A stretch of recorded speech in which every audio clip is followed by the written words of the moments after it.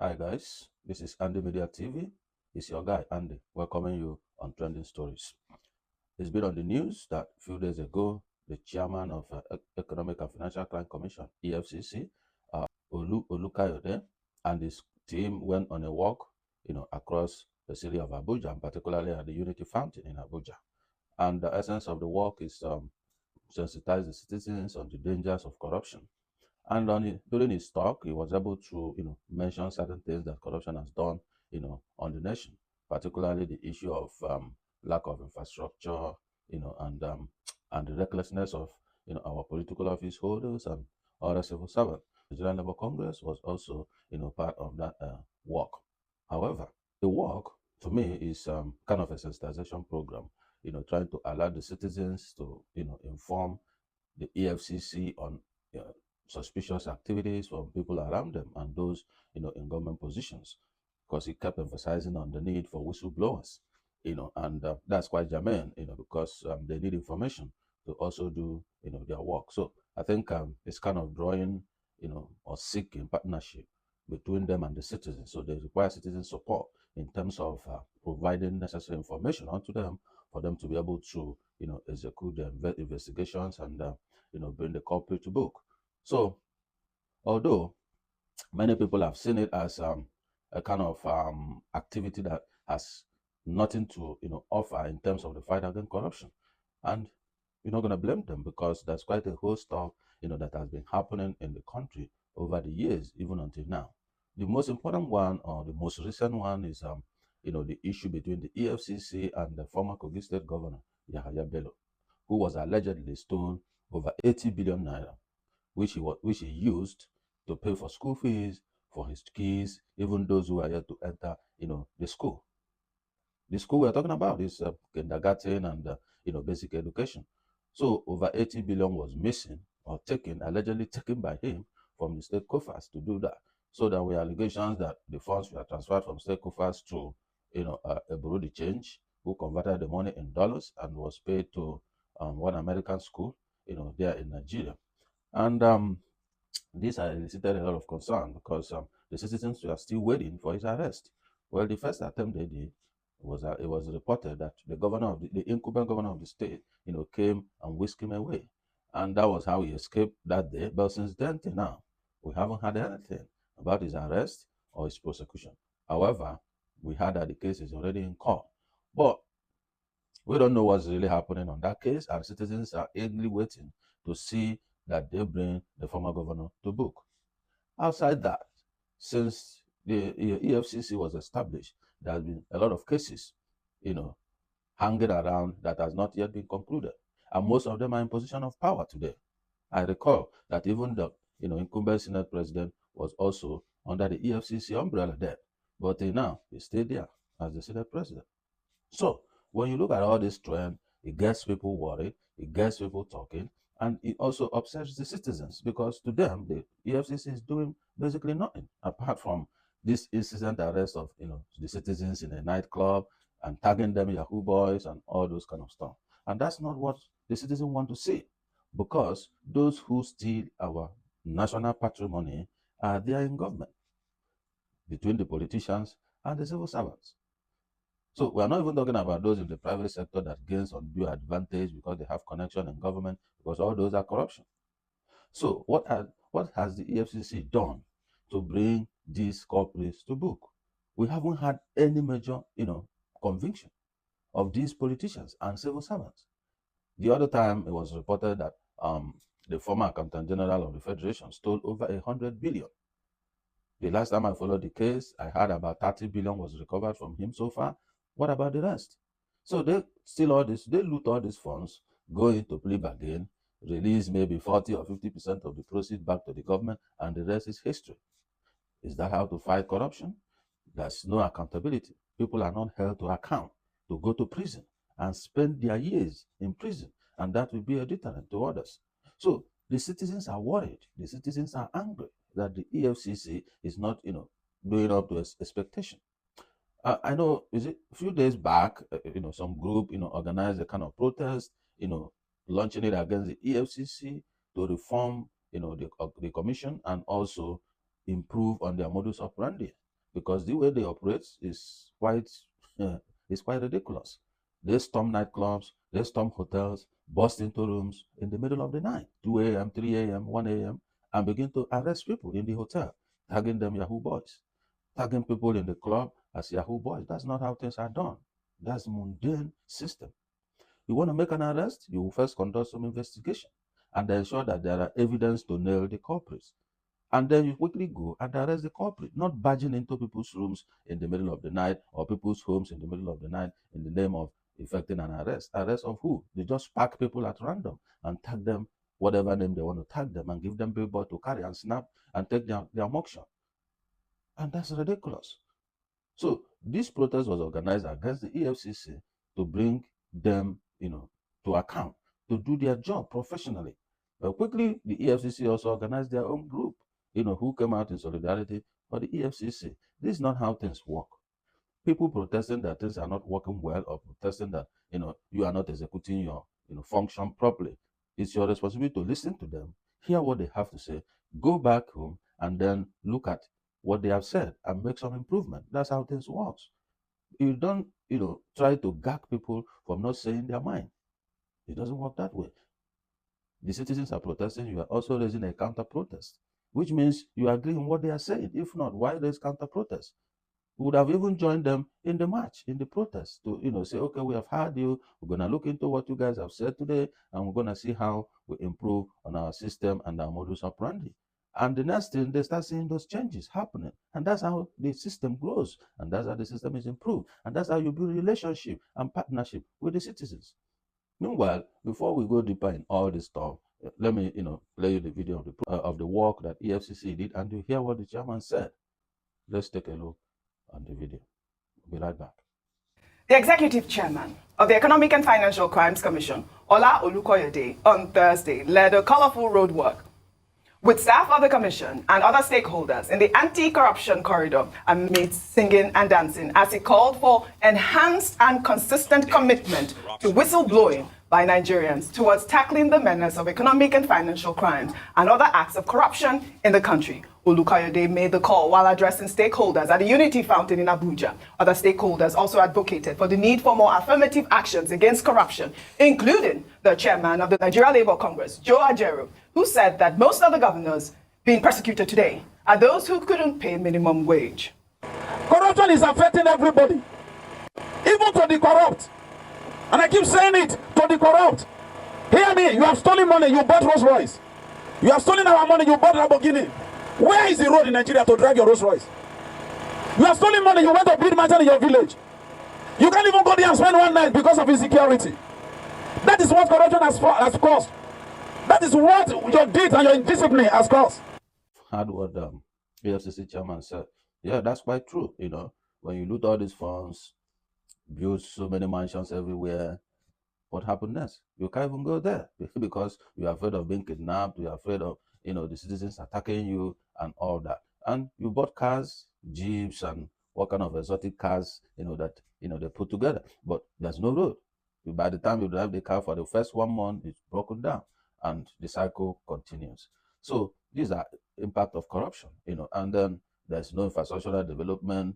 The educational sector the health sector is dilapidated. Just nothing is really working. Why? Because the funds to implement policies and programs and projects on these sectors are being stolen by people and nothing happens. That is the most ridiculous part of all these things. When the EFCC was established during Obasanjo's administration, Nuhu Ribadu, who is now the National Security Advisor, was the chairman then. And there's about over 10 governors who are on their list, who are going through investigations and prosecutions. Where are they today? How many were convicted? None. Where are the cases? Nobody is hearing anything. Some of them are still holding positions as a minister or as Senate president. Most of them are in the Senate and so on. What is really going on? The moment you join their party, your case file is kept quiet. I mean, is that how things work? Yeah. This current EFCC chairman, Olu Kayode, said in one of his videos, in one of his interviews with the press, he said that if he cannot prosecute Yahaya Bello, he will resign. And every citizens are waiting to see, either of the two to happen. It's either Yahaya Bello is, jailed for what he has done, or the incumbent EFCC chairman resigns. That's what people want to see. So if you know you want to do this job and you have tagged, your integrity to it, we want to see actions. We want to see it. The guy is still a free man. He's still walking around. What's happening? If the case is already in court, what's going on? We need to set examples. We need to put people where they belong. Those that belong in the prison should be there. That's how we make things to work. Do the country even have a strong anti-money laundering, system that tracks all those things? Most of these funds move to the banks. They get these funds, they convert it to dollars, and then they launder it. Most of them have foreign accounts. Most of them have houses abroad, and all these are against civil service rule for those in the civil service. Then the politicians, what is being done to checkmate their activities? And no politician can loot without civil servants. It is the civil servants that helps them to loot. The moment the minister is appointed, the first thing civil servants do is to inform him of departments that are lucrative, departments where funds, moves. And then the minister puts his eyes on those departments and plug his people into those departments and start using those departments, to take advantage of the system and take whatever he can take from the system. That's what they do. So no minister knows how to, take something from the system and cover it. It is the civil servants who have been there for years that understand these things. And these things are done from the top. From the top, echelon. That's what it is. So they do all this stuff, put up fictitious documents to cover it up. And most of these things that happen in the system comes through procurement. That's one channel they steal so much. Procurement. They breach the processes, appoint who they want. All those submit your bidding. In fact, most of the time that the newspaper ad was done, they have even selected who they want to give the job, their own person. Consultancy is another one. They call you in, they want you to consult for them for ABC. What next? You charge 10 million, they will make it 100 million. The 90 million is their own. They use you, the consultant, to move the money.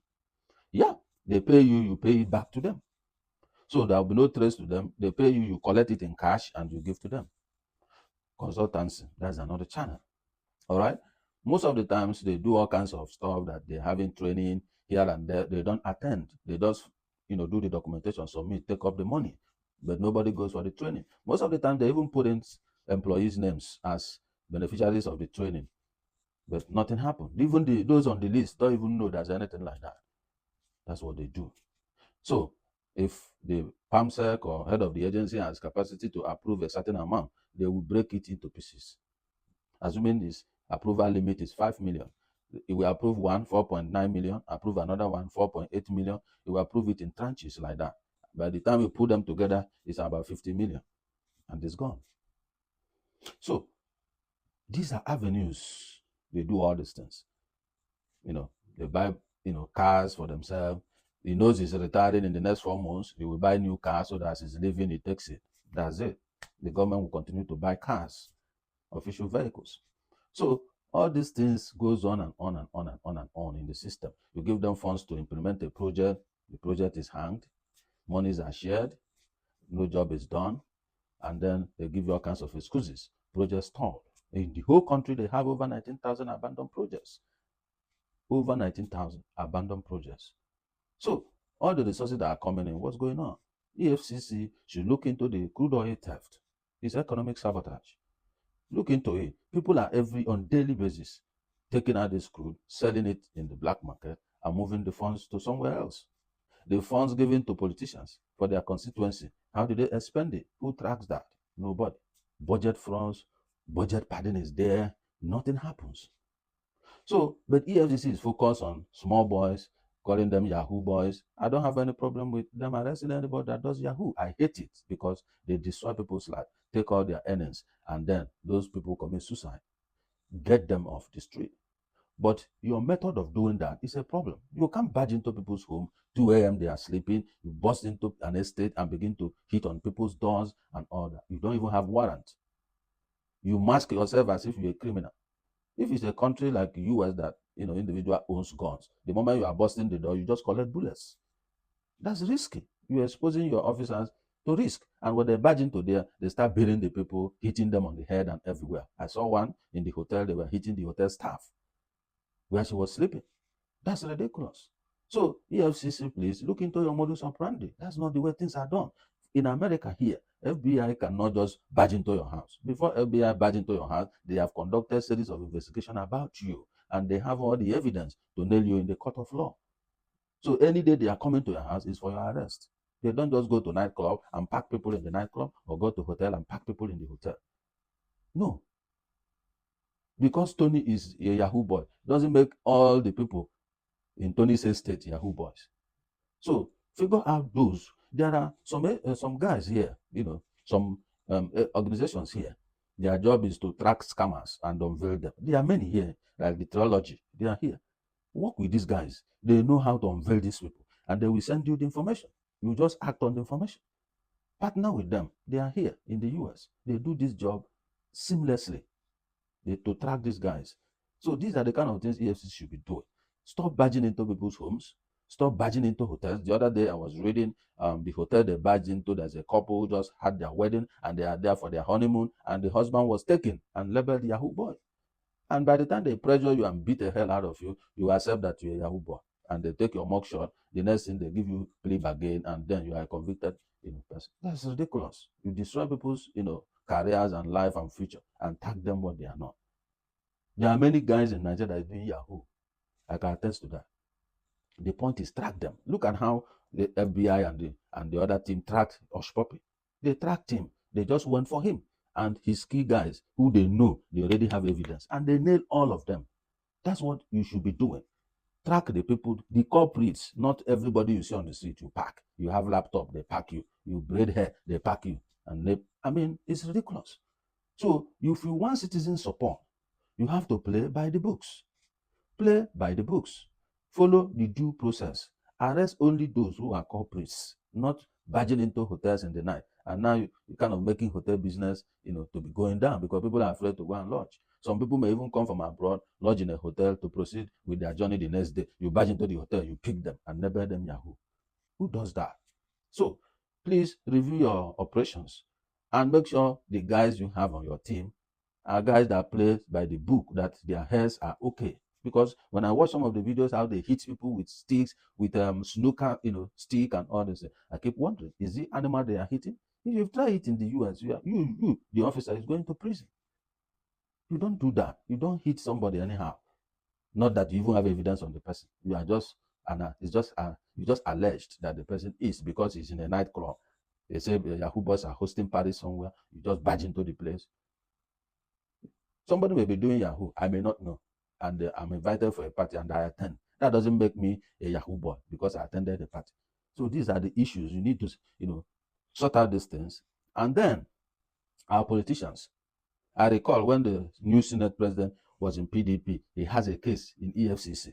The moment he cross-carpet to APC, nobody is hearing of the case. The case that just died like that. And so you need to build that trust between you and the citizen. That trust needs to be there. And how do you build it? Start executing your function. Arrest people, investigate them, arrest them, and start with these people in government. Because that's where the problem is.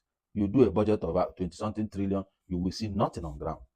And billions, trillions are spent for the year. No change. Nothing is changing because people have looted at least 80% of that funds. Look at the education sector. It's comatose. The health sector, nothing to write home about. And these guys, they loot everything. They can travel abroad for medication, for whatever medical treatment that they need. What about the poor?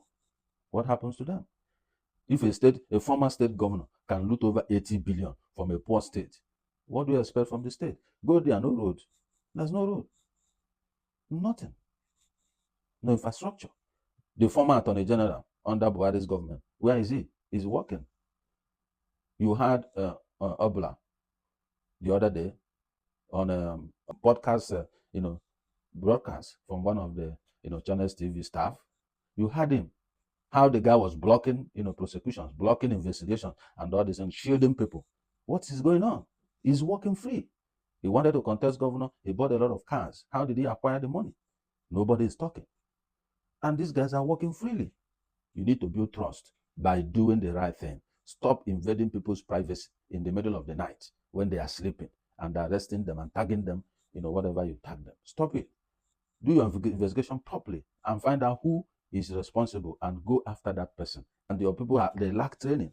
They don't act professionally. You start beating girls, beating guys in a club. For what? People have right to go to club. They have right to go to club. If you come to club to arrest somebody, arrest the person you have come for, not packing everybody in the club. So if you do the right thing, I bet you the citizens gonna support you. The citizens gonna be there for you. The citizens gonna provide information. And the system of Nigeria, you give information to police, they will first arrest you who brought information, detain you for bringing information, and you want people to give information. Here in the US, anything you see, you just call 911, provide information. Your identity is protected, and they work with information. That's how it happens. Everybody here is a police. You see wrong movement, you see people doing one or two things, you even hear sound in your neighbor's room, that sounds unusual, as if somebody is being beaten or choked, or you call 911 free of charge.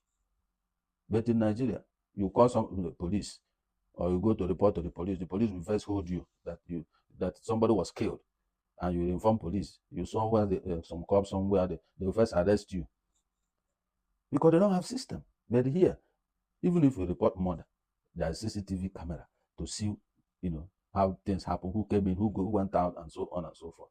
The cameras are there. They review cameras immediately, and they'll figure out who. They do DNA. They put your DNA sample, do forensic, all these things, and technology brings out the result. But you don't have it there. So if I come to report and you arresting me for coming to inform you of what is going on, how do you expect me to come tomorrow? And how do you expect someone else to call you? That's the problem. So we need to fix our system. Fix our system. So EFCC, go back to your drawing board, review your modus operandi, and don't start all those files of former governors who have looted and take them to court. Arrest them, take them to court.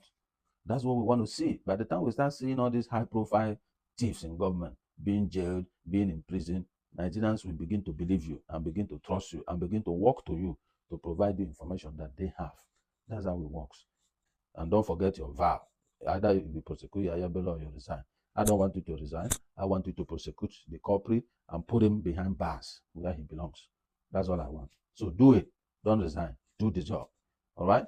You have problems, blow the whistle. Citizens will come, for those who are blocking you from doing the job. Ask Magu. Magu will tell you what he went through in the hands of former Attorney General. They will label you what you are not and get rid of you when you are not complying with shielding people they want to shield in government. That's how it works. When you don't follow their guide, they will tell you don't prosecute this person. And because that statement you made shows that somebody is like shielding Yahya Bello, obviously. So when you don't follow what they are telling you to do, those on top of you, the next thing they do is to label you of one thing, and then they suspend you for suspension. You are gone for good. Ask Bawa also. That's how EFCC chairman lives. They label you something, suspend you, you are gone. So you have to choose your side. You want to make a name for yourself? Choose the side of the people. Do the right thing. If they get rid of you, no problem. Your conscience will be clear that you did what is right. And I believe the citizens, when they start seeing your result, the citizens will start supporting you. And the citizens will be ready to even protest on your behalf and seek, for your reinstatement and all that. So, but if you don't partner with the citizens by doing what you are supposed to do, stop this barging into people's homes and hotels. Stop it. Look at these high-profile cases. Governors, ex-governors, are moving. I know the incumbent one has immunity. Those who don't have immunity, those in the Senate, they don't have immunity. The moment they leave Senate chamber, they don't have immunity. Go after these people. PAMSECs are there. Go after them. They don't have immunity. Directors are there. Go after. They don't have immunity. By this time you start getting these people, and then we are seeing results, don't worry. People will support you. So that's how it is. The system is so corrupt. It's an institutionalized corruption. We understand that. From the bottom to the up, corrupt. Google these guys in America who are unveiling scammers. They know them. They know their location. They know their address. Work with them. They will feed you information on those in Nigeria, which they have already worked on. And you can start picking those people. At least the job is almost half done from these guys. Is it triology or something like that? They are there. Check them out on YouTube. You see them. So they're there. They are just good citizens who hate what scammers do. So they come together, form a team, and they begin to unveil these scammers. And they release the information to security agencies. And I think they even to EFCC in most cases. I've seen the operations, So these are the way to deal with this situation, not random picking of people. So do your job, and do it properly, we'll support you for doing that. We hate corruption. We hate people that, breach the system and cause a lot of poverty in the land. So may God help you and your team. So I don't know what else. I've said all I want to say on this issue, and then whatever you feel is missing, please put it down in the comment section, and in my next video I will address it, because I'll continue to follow up on these EFCC issues. So all right, guys, thank you for being on my page. Thank you for checking out this video. I'm gonna see you in my next video, but don't forget to like, to share, and to subscribe to my channel, and put on your notification so that when the next video is coming on, you're gonna be notified. I love you all, guys. Have a wonderful day. See you in my next video. Signing out.